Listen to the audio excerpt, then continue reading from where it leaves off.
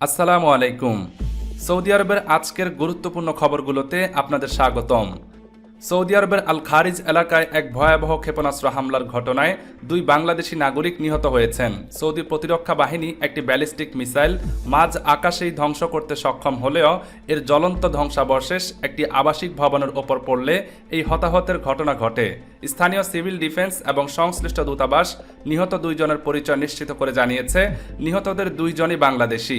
হামলায় আরও 12 জন আহত হয়েছেন, যাদের স্থানীয় হাসপাতালে চিকিৎসা দেওয়া হচ্ছে।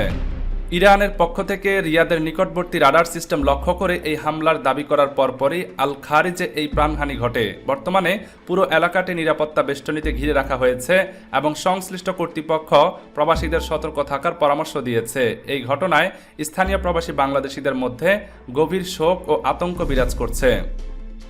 এদিকে সৌদি পাসপোর্ট বিভাগ জাওয়াজাত ডিজিটাল ইকামার ক্ষেত্রে এক যুগান্তকারী পরিবর্তন এনেছে। এখন থেকে নির্দিষ্ট ফি পরিশোধ করা থাকলে আবসার অ্যাপের মাধ্যমে ইকামার মেয়াদ স্বয়ংক্রিয়ভাবে বা অটো রিনিউয়াল হবে, যার ফলে প্রবাসীদের আর আগের মতো জটিল প্রক্রিয়ায় যেতে হবে না।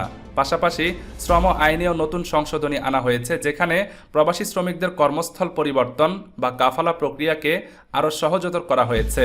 বিশেষ করে কোনো নিয়োগকর্তা বা কোম্পানি বেতন দিতে 3 মাসের বেশি দেরি করলে কর্মীরা এখন থেকে সরাসরি সাহার পোর্টালের মাধ্যমে অভিযোগ জানাতে পারবেন এবং কোনো অনুমতি ছাড়াই অন্য জায়গায় কাজ পরিবর্তন করতে পারবেন। এছাড়া পাসপোর্ট আটকে রাখা বা ডিজিটাল চুক্তিপত্রের কপি না দেওয়া এখন থেকে সরাসরি দণ্ডনীয় অপরাধ হিসাবে গণ্য হবে। এই পদক্ষেপগুলো মূলত সৌদি আরবের শ্রমবাজারকে আরও আধুনিক এবং প্রবাসী বান্ধব করার অংশ হিসেবে নেওয়া হয়েছে। এদিকে লোহিত সাগরে সৌদি তেল ট্যাঙ্কার লক্ষ্য করে হুতিদের ছোড়া বেশ কয়েকটি ড্রোন আজ সফলভাবে প্রতিহত করেছে সৌদি নৌবাহিনী। এই হামলার জেরে বিশ্ববাজারে তেলের দাম ব্যারেল প্রতি 100 থেকে $119 দাঁড়িয়েছে, যা জ্বালানি সরবরাহে বড় ধরনের অস্থিরতা তৈরি করেছে।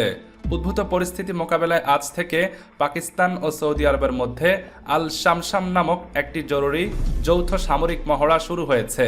রিয়াদে অনুষ্ঠিত উচ্চ পর্যায়ের এক বৈঠকে 2 দেশ ড্রোন প্রযুক্তি বিনিময় এবং আকাশ প্রতিরক্ষা ব্যবস্থা এয়ার ডিফেন্স আধুনিকীকরণে একটি নতুন চুক্তিতে সই করেছে। পাকিস্তানের পক্ষ থেকে সৌদি আরবের সার্বভৌমত্ব রক্ষায় প্রয়োজনে বাড়তি সেনা মোতায়েন ও পূর্ণ সামরিক সহায়তার প্রতিশ্রুতি দেওয়া হয়েছে। এই পদক্ষেপকে মধ্যপ্রাচ্যে ইরানের প্রভাব মোকাবেলায় রিয়াদ ইসলামাবাদ অক্ষের একটি শক্তিশালী অবস্থান হিসাবে দেখছেন বিশ্লেষকরা।